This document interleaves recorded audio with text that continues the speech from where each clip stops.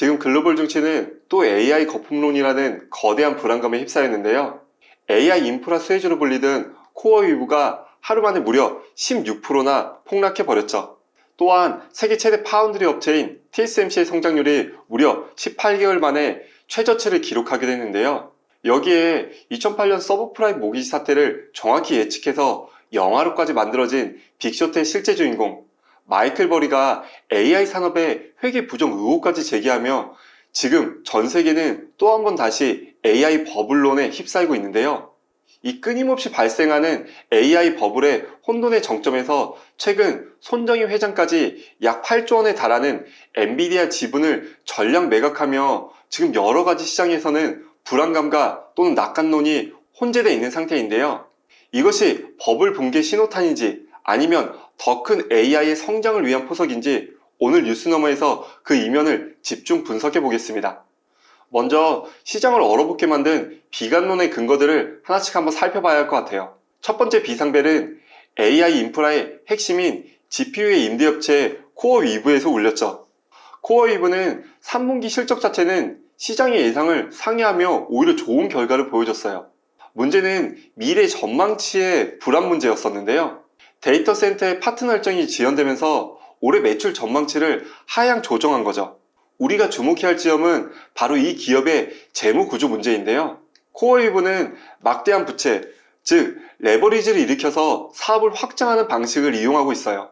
우리 가게에 비유하자면 매달 갚아야 할 대출이자가 무려 10억 원이 넘는 높은 상황에서 다음 달 월급이 조금이라도 깎일 수 있다는 소식이 들려오면 아무래도 이 높은 10억 원의 부채를 갚지 못할 거라는 불안감 때문에 큰 위기가 발생하는 거죠.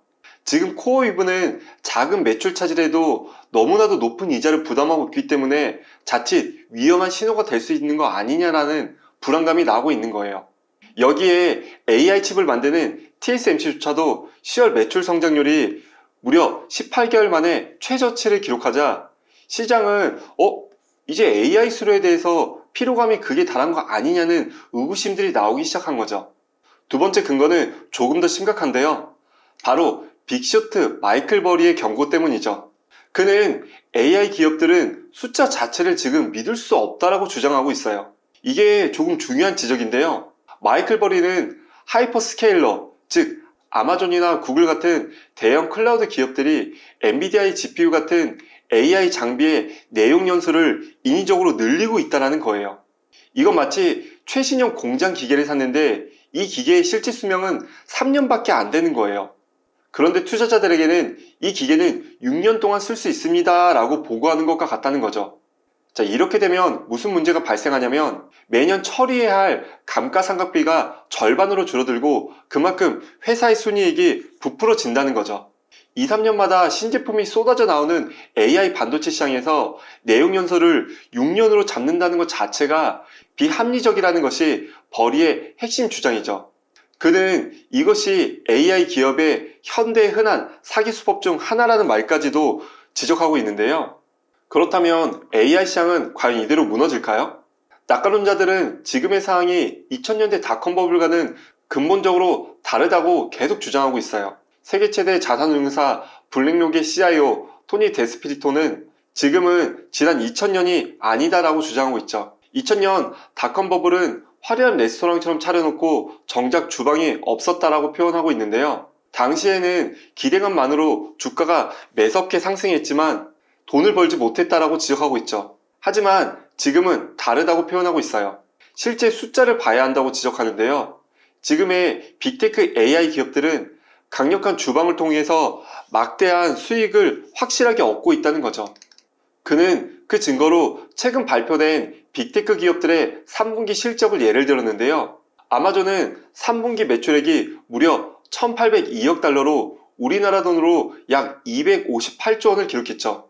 특히 AI 시장 확대에 힘입어 클라우드 부분은 매출이 전년 동기 대비 무려 20%라는 어마어마한 상승률을 보여줬는데요.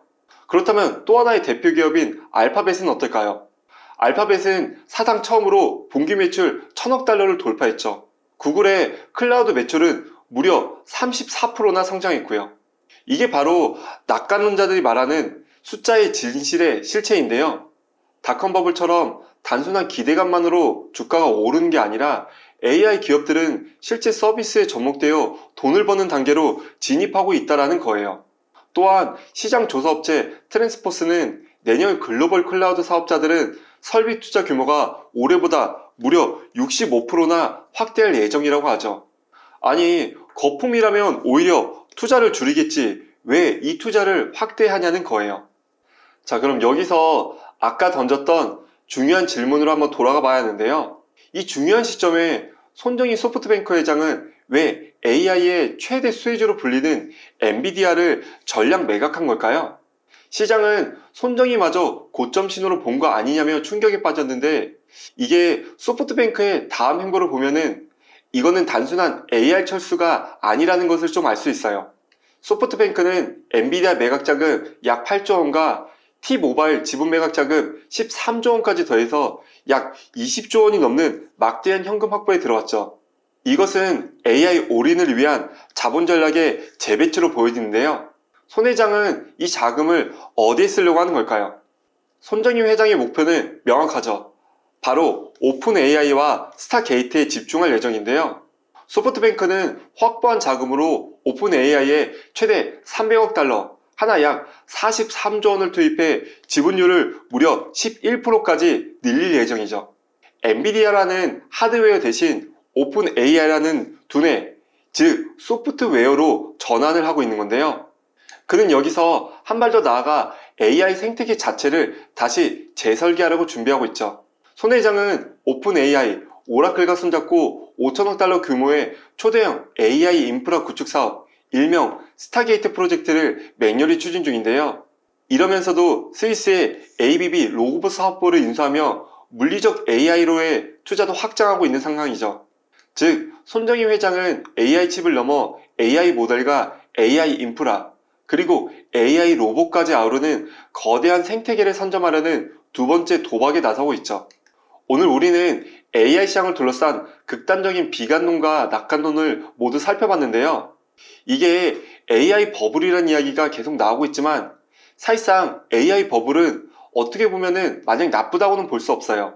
이 버블이 있기 때문에 우리가 좋은 주식의 가격이나 좋은 투자 물건을 저렴하게 살 수 있고 또 이런 버블이 발생해야 어느 정도 안정적인 성장세를 계속 지속적으로 유지할 수 있기 때문이죠. 하지만 마이클 버리는 이런 회계부정이라는 치명적 의혹을 제기하며 붕괴 위험성을 계속 경고하고 있고 블랙록은 반대로 역대급 실적이라는 근거로 다큰 버블과는 다르다라며 지금 미국 내에서도 또 전 세계에서도 AI는 정말 치열한 각자의 의견들이 대립하고 있는데요. 그렇다면 이 논쟁의 향방을 가를 중요한 분기점은 과연 언제일까요? 바로 오는 11월 19일에 돌아오는 엔비디아의 3분기 실적 발표가 되겠죠. 만약 엔비디아가 마이클 버리의 경고처럼 실적이 안 좋은 모습을 보인다면 정말 AI의 버블로는 급격하게 심각해질 수 있어요. 반대로 아마존과 구글처럼 엔비디아가 압도적인 실적을 만약에 전망해낸다면 AI 거품론은 바로 힘을 잃게 되겠죠.